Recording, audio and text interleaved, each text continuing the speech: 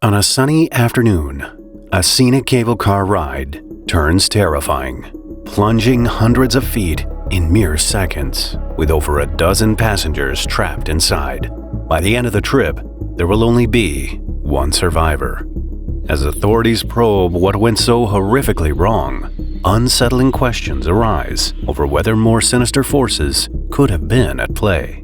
The cable car was filled with 15 occupants, including several families and a young, engaged couple. They were eagerly embarking on what should have been a scenic and enjoyable trip, with spectacular views of the shimmering Lake Maggiore below and the snow-capped Alps in the distance. For over 5 decades, this cable car had been ferrying tourists to the landing station on Mount Mottarone. Today's trip, however, will leave a very different, lasting legacy. The trip starts at the Lido de Carciano on Lake Maggiore, ascending about 2,625 feet to the halfway station at the village of Alpino. Travelers then change cable cars to continue the sojourn to the Mottarone summit.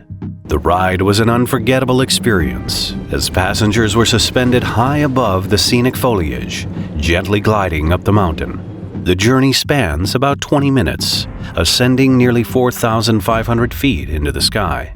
It had reopened just a month after the COVID-19 shutdown, and passengers were excited to experience the magnificent spectacle. They were unaware that the cable car system had been experiencing anomalies since resuming service.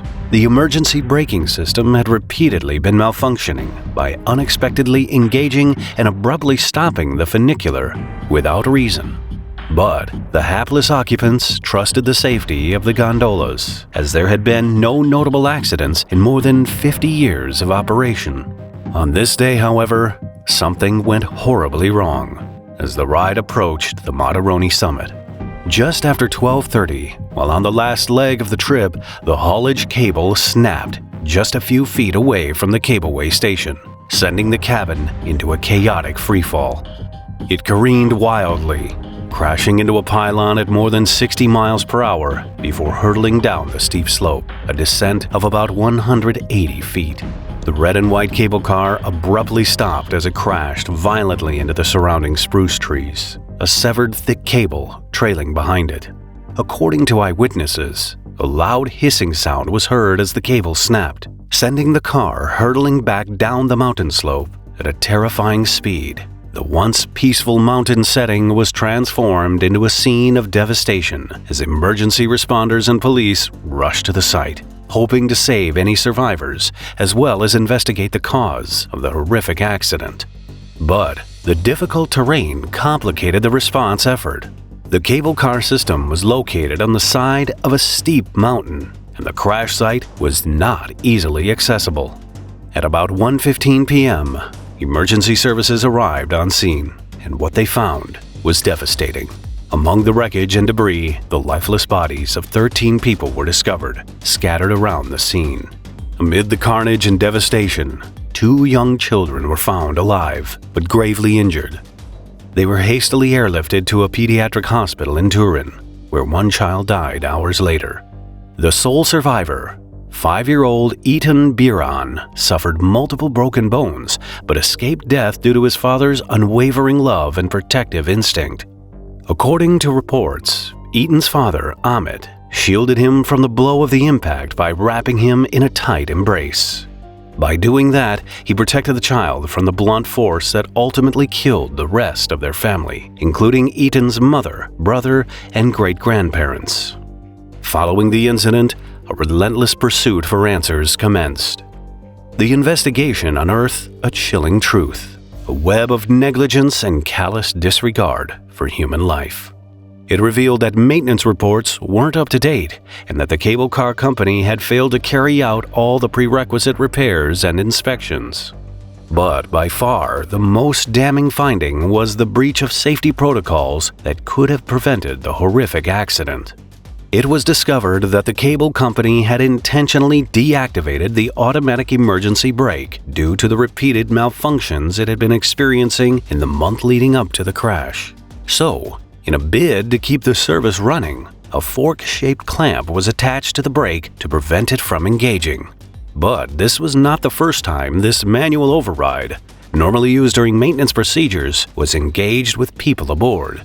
Video footage from a Swiss cable car technician shows that this method had been used several times from as early as 2014. The video revealed that the cabin involved in the crash, as well as another, had the forks inserted during multiple runs with passengers on board.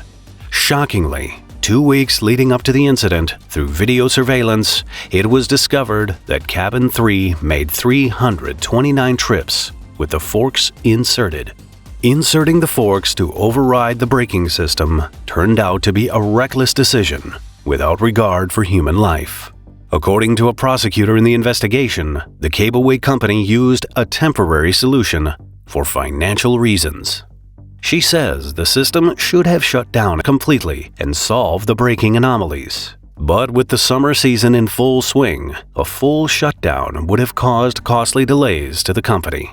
The decision, therefore, directly contributed to the accident because the emergency brake would have kicked into action when the cable snapped, potentially preventing the tragedy.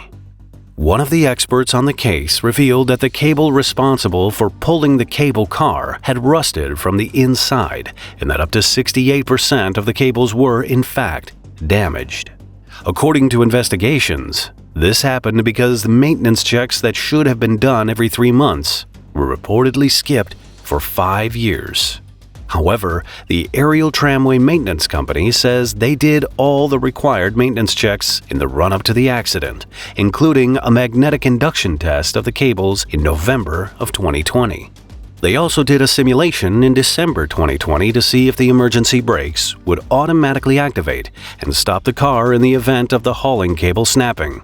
In addition to the degradation of the towing cable and the presence of forks, the accident report highlighted the lack of data recording. It was found that the event recorder or black box of the cable car did not retain data for the required period of 1 year. Data prior to October 6, 2020 was deleted during technical assistance activities, and no backup was made. This limitation prevented a comprehensive analysis of the cable car's performance, and potential warning signs went unchecked. 5 days after the crash, the cable car's owner, maintenance chief, and technician were arrested on charges of manslaughter and negligence. They were later released and are awaiting indictments, as are the 2 companies charged with running and maintaining the tramway. While the legal proceeding remains ongoing, it may be some time before a final resolution is reached. The accident report also brought to light another concerning fact. The cable car didn't have any safety measures to shield passengers inside the cabin in case of a fall, potentially exacerbating the severity of injuries suffered by the victims.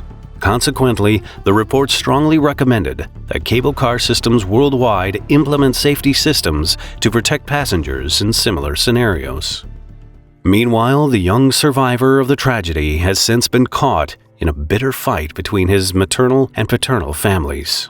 His maternal grandpa allegedly abducted and brought him to Israel when he was 6. A court case ensued, and Ethan was sent back to Italy in December 2021 under the guardianship of his father's sister. Ethan has since received €1 million, the first tranche of a compensation settlement awarded to him by the cable car's insurance company. It is believed the total expected compensation could be in the region of €10 million. The accident remains one of the darkest chapters in aerial cableway history, and for the young boy who survived against all odds, a day that claimed the lives of nearly everyone who made up his world. Watch this episode next if you found this video interesting. Please add a like and leave a comment if you want to support the channel.